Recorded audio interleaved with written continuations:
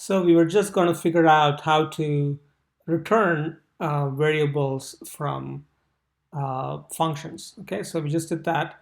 I've written a couple of different cells here just for myself to practice this stuff. I'm going to trash those things here. This is how we delete these cells. Delete, delete, so on. Okay, I'm going to delete this as well.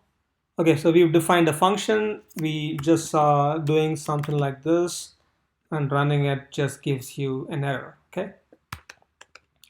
So the way to return a variable or a value is return. Use this command called return, and you return whatever you want. Here I'm going to say x equals, I don't know, a times 5, or a raised to the power 5, let's say, and the input is a, okay? I'm going to delete this, not necessary. Input is a, okay? So that's it. We've just defined a function. By running this, all we have done is define the function. We are not actually running the function itself. Okay, so that's super important. And then we can go my function of, I don't know, 3, and press enter. And then it'll go hello 1, 2, 3, and then, well, that's it. That's all you've asked it to do. It does compute x equals a, whatever, a power 5. But return, actually, we haven't completed the thing. You go return x, okay? In which case it will actually return the value of x. Let's run that. Still, it's returning the value of x, but we haven't asked it to print it. So we can try to print it here. Print, I don't know, y, where y equals my function of 3. Now it works fine, hopefully. It first print hello 1, 2, 3 because we called the function my function of 3, and then 3 went into the function. We computed x, which is 3 power 5, which apparently is 243, and then returned the value of x, which we are now assigning to this variable y, and then we are printing y. That's all, okay? So that's how you return something. We can return multiple variables. I don't know, let's call it x and z or something. Z equals, let's just keep it simple, 2x. Now it's happy with this function. We can go, I don't know, y1 comma y2 equals my function of 3, print y1 equal to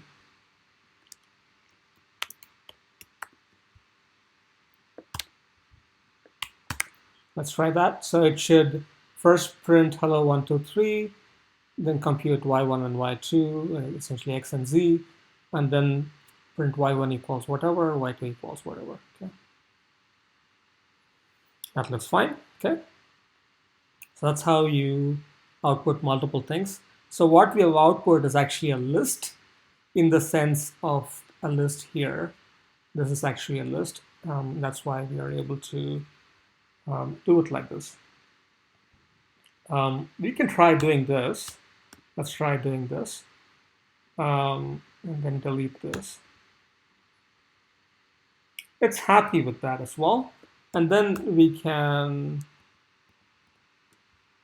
instead of doing this, because we haven't defined y1 and y2, instead of doing this, we can go y of 0 equals y of 0, in which case it will do y of 0 equals 243, and then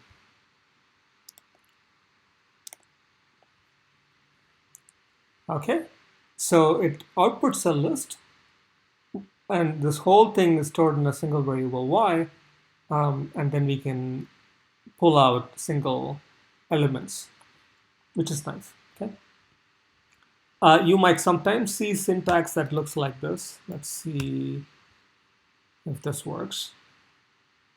Okay, so it was happy to accept that. This also works, okay? It turns out that now, instead of a list, it stores it as a tuple. You guys saw what a tuple is, or should have looked it up. Very similar to a list. And yeah, so it turns out that if you just don't enclose it within square brackets, it actually returns it as a tuple, which is a slightly different data type in Python. Okay, so that's how you output one or more variables from a function. Here's an interesting feature of Python where we can say define my function a equals 2. Okay, let me run that. So we just define this function, and then now let me call this function. Gives you exactly the same answer as before, as if a was equal to 3. Okay, but if you remove this 3 and do not give it an input and run it, what happens is that it uses this value of a and proceeds further. In other words, what we have defined here is the default value of a. If you give an input here 3, it gives you 3 power 5 and 2 times 3 power 5. But then if you leave the input out, it gives you 2 power 5 and 2 times 2 power 5.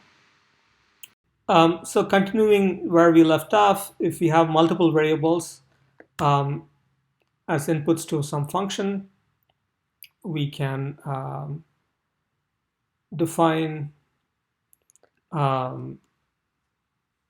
default values for some of the variables and not have any default values for other variables. But as we just saw, it says non-default argument follows default argument. So I think it's okay with with us saying b comma a equals 2. That's fine. It'll accept that, but it doesn't want something that has a default value precede something that doesn't have a default value. Okay, so let me do this, something like that. Okay, now we can go 3, 5, and it will run it.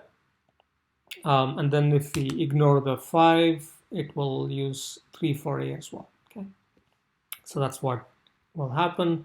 We can have both have some default values if we want, and give it no input. It will be fine. But as we saw, we want the if you do this, it will complain because it wants the arguments with no default values be the first few variables, and then all the ones that do have default values be the later few variables. Okay. Okay, so let me just reverse that.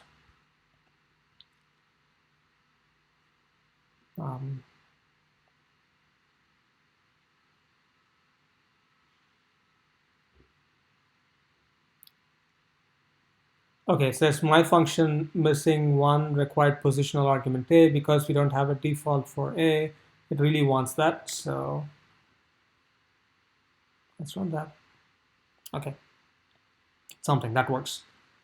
Okay, the next thing I'm going to say, maybe I should say it in the next video. So we'll do that.